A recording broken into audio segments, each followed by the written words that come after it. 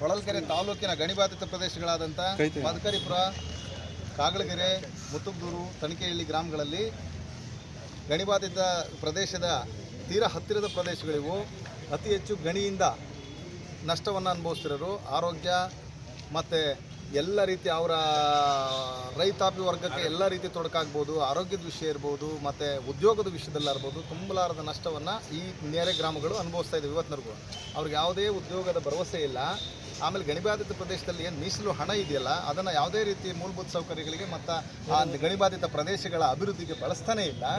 ಅದನ್ನು ಬೇರೆ ಬೇರೆ ಗ್ರಾಮಗಳಿಗೆ ಬಳಸೋದ್ರ ಜೊತೆಗೆ ಎಲ್ಲ ಯಾರ್ಯಾರು ಬಲಿಷ್ಠ ರಾಜಕಾರಣಿಗಳಿದ್ದಾರೆ ಅವರೆಲ್ಲರೂ ಕೂಡ ಅವ್ರ ತೆಕ್ಕೆಗೆ ಹಣವನ್ನು ಅದನ್ನು ಬಳಕೆ ಮಾಡ್ಕೊಳ್ಳೋ ಮುಖಾಂತರ ಗಣಿಬಾಧಿತ ಪ್ರದೇಶದ ಏನು ಗಣಿ ಕಂಪನಿಯ ಅಧಿಕಾರಿಗಳು ಕೂಡ ಅವ್ರ ಜೊತೆಗೆ ಶಾಮೀಲಾಗಿ ಹಣವನ್ನು, ಅಲ್ಲಿ ಜನರ ಆರೋಗ್ಯವನ್ನು ನಿರ್ಲಕ್ಷ್ಯ ಮಾಡೋದ್ರ ಜೊತೆಗೆ ಅವ್ರಿಗೆ ಯಾವುದೇ ರೀತಿ ಸವಲತ್ತುಗಳನ್ನು ಕೊಡದ ರೀತಿ ವಂಚಿಸಿ ಇವತ್ತು ಕೋಟ್ಯಾಂತರ ರೂಪಾಯಿ ಹಣವನ್ನು ಲೂಟ್ ಮಾಡ್ತಾ ಇದ್ದಾರೆ. ಹಾಗಾಗಿ ಸಂಬಂಧಪಟ್ಟಂಥ ಗಣಿಬಾಧಿತ ಪ್ರದೇಶಗಳು ನಮ್ಮ ಸಂಪತ್ತನ್ನು ಲೂಟಿ ಮಾಡೋದಕ್ಕೆ ಮಾತ್ರ ಗಣಿಯನ್ನು ಇಟ್ಕೊಂಡು ಅಲ್ಲೇ ಜನರ ಆರೋಗ್ಯ ಉದ್ಯೋಗವನ್ನು ನಿರ್ಲಕ್ಷ್ಯ ಮಾಡ್ತಿರುವಂಥ ಗಣಿ ಕಂಪನಿಗಳನ್ನು ನಾವು ಮುಚ್ಚುವವರೆಗೂ ಬಿಡದೆ ಹೋರಾಟ ಮಾಡುವಂಥ ಅನಿವಾರ್ಯತೆ ಬರ್ತದೆ. ಅಲ್ಲೇ ಸ್ಥಳೀಯವಾಗಿರುವಂಥ ಜನರಿಗೆ ಇವತ್ತಿಗೂ ಆ ಸ್ಥಳೀಯವಾಗಿರೋ ಜನರಿಗೆ ಉದ್ಯೋಗ ಇಲ್ಲ. ಎಲ್ಲರೂ ಕೂಡ ಕೂಲಿ ಕಾರ್ಮಿಕರಾಗಿದ್ದರೂ ಕೂಡ ಹೊರಗಿಂದ 4-5 ಸಾವಿರ ಜನ ಹೊರಗಿಂದ ಜನಗಳನ್ನು ಕರೆಸ್ಬಿಟ್ಟು ಅವ್ರು ಕೆಲಸ ಮಾಡ್ತಿರುವನ ಗಣಿಬಾಧಿತ ಪ್ರದೇಶದ ಅಲ್ಲಿ ಬರುವಂಥ ಎಲ್ಲ ಸಂಕಷ್ಟಗಳನ್ನು ಎದುರಿಸ್ತಿರೋರು ಸ್ಥಳೀಯರು.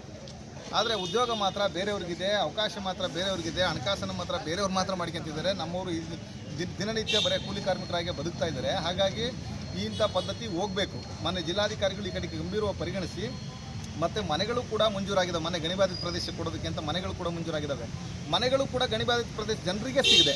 ತಾಲೂಕಿನ ಯಾವುದೋ ಗ್ರಾಮಗಳಿಗೆ ಅಲ್ಲೇ ಶಾಸಕರು ಮತ್ತು ಪ್ರಭಾವಿಗಳ ನೇತೃತ್ವದಲ್ಲಿ ಬೇರೆ ಕಡೆಗೆ ಮನೆಗಳನ್ನು ಹಂಚುವಂಥ ಕೆಲಸ ಮಾಡ್ತಿದ್ದಾರೆ. ಇದನ್ನೆಲ್ಲ ತಕ್ಷಣದಿಂದ ನಿಲ್ಲಿಸಬೇಕು. ಗಣಿಬಾಧಿತ ಪ್ರದೇಶದ ಫಂಡನ್ನು ಅಲ್ಲೇ ಜನಗಳಿಗೋಸ್ಕರ, ಅಲ್ಲೇ ಜನಗಳ ಅಭಿವೃದ್ಧಿಗೋಸ್ಕರ, ಆ ಗ್ರಾಮಗಳ ಅಭಿವೃದ್ಧಿಗೋಸ್ಕರ ಮೀಸಲಿಡಬೇಕು. ಮತ್ತು ಗಣಿಬಾಧಿತ ಪ್ರದೇಶಕ್ಕೆ ಮೀಸಲಾಗಿರೋ ಮನೆಗಳನ್ನು ಯಾವುದೇ ಗ್ರಾಮಗಳಿಗೆ ಕೊಡ್ದಂಗೆ ಮೊನ್ನೆ ಜಿಲ್ಲಾಧಿಕಾರಿಗಳು ಸ್ಥಳಕ್ಕೆ ಸ್ಥಳಕ್ಕೆ ಭೇಟಿ ನೀಡಿ ಪರಿಶೀಲನೆ ಮಾಡಿ ಅರ್ಹ ಫಲಾನುಭವಿಗಳನ್ನು ಗುರುತಿಸಿ ಆ ಜನರಿಗೆ ಮನೆಯನ್ನು ಕೊಡಬೇಕು.